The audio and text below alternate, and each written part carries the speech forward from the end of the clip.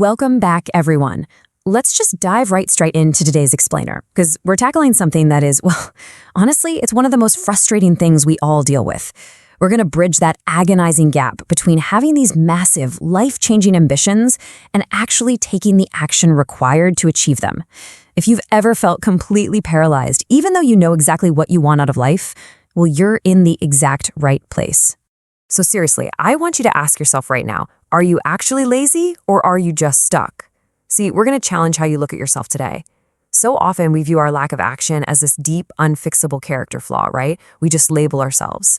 But what if I told you it's not a flaw at all? What if it's literally just a mechanical problem in how you're approaching your tasks? It's what we call the ambitious trap, and it's painful. You're ambitious. You've got big dreams. You want the success, the money, the absolute dream life. And the crazy part?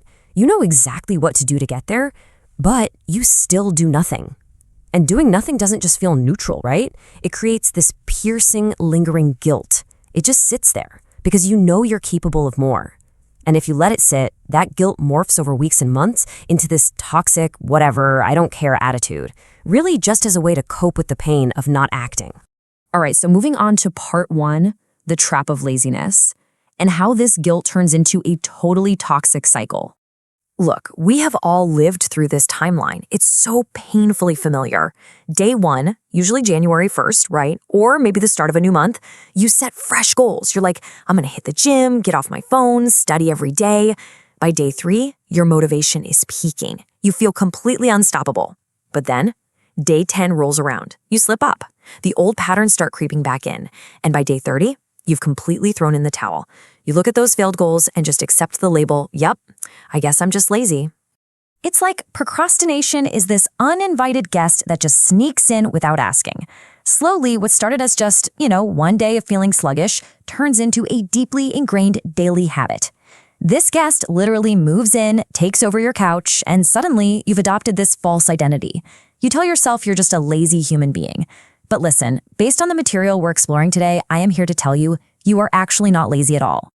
Which brings us to section 2, the science of inertia. Basically, it's physics, not a character flaw. It's fascinating because the physical law of inertia applies perfectly to human psychology. You probably remember this from science class. Inertia means an object at rest wants to stay at rest, but an object in motion wants to stay in motion. And as it turns out, your brain and your body, they follow the exact same rules as the physical universe. Think about it. Whenever we want to start a task, we're in a state of rest. Overcoming that huge mental block isn't about conjuring up superhuman willpower or magically changing who you are. The science actually tells us you just need one tiny push. Literally just a nudge to get out of that resting state and into motion. The real issue is that we make that first step so incredibly massive in our heads that we never actually give ourselves that push. So let's jump into section 3, smart and small starts. This is all about tricking your brain out of overwhelm. Okay, this is where the magic really happens. Look at the overload side. If you tell your brain, hey, I need to write a 5,000-word essay, your brain is just going to say, impossible, no way. If you say, I have to clean this whole messy room, your brain says, yeah, not in the mood. Or I got to revise the entire syllabus, your brain goes, we don't have time for that. The task itself isn't actually the problem. The problem is how you're pitching the idea of starting to your brain. Now contrast that with the smart start side. Tell your brain, I'm just going to write 5 words. The brain goes, oh, well, that's easy. Or I'm going to clean for exactly 1 song. I'll just open my notes for 2 minutes and look at them. The goal here is super simple. Just keep the start small.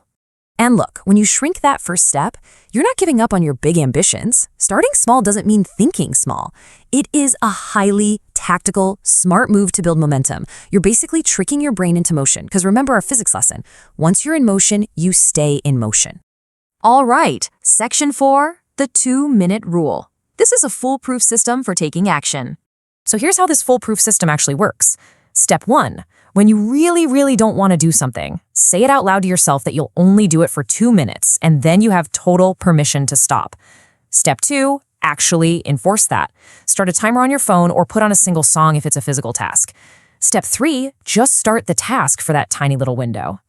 And what the source material reveals here is just fascinating. In the vast majority of cases, you don't actually stop at 2 minutes. Once you open the book or once you pick up that first piece of trash, you're in motion.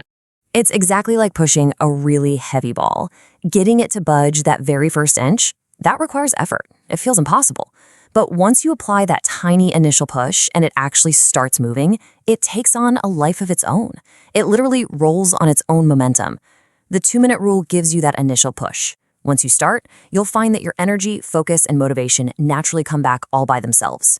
You never have to force the whole project. You only ever have to force the start. Which leads us right into section 5, the power of momentum and compounding those small starts into huge wins. Just think about the number 30 for a second. Imagine where you could be in just 30 days if you really commit to this. If you just do tiny 2, 5, or 10-minute daily starts, just writing 10 lines, just opening the book. Over 30 days, that compounding momentum is going to unstick goals that have literally been stalled out in your life for years. Those massive ambitions we talked about at the very beginning, this is exactly how they finally get done. You know, Martin Luther King Jr. perfectly captured the whole philosophy of our explainer today when he said, "You don't have to see the whole staircase, just take the first step." The secret to success isn't some magical well of hidden motivation. You're not missing some genetic drive that successful people supposedly have. The only secret is that you just fail to take that very first, tiny, completely manageable step. So let's bring this all together. Starting is literally the first step to winning. Let go of that guilt. You are not a lazy person. You're just someone who was temporarily stuck in a state of rest. All you need is 2 minutes to get back into motion. So here's my challenge to you. What 2-minute task are you going to tackle the exact second this explainer ends? Don't wait for a new year. Don't wait for a new month. Honestly, don't even wait for tomorrow. Pick one tiny thing, set a timer for 2 minutes, and go give it that push. Thanks so much for joining me on this explainer, and I will see you in motion.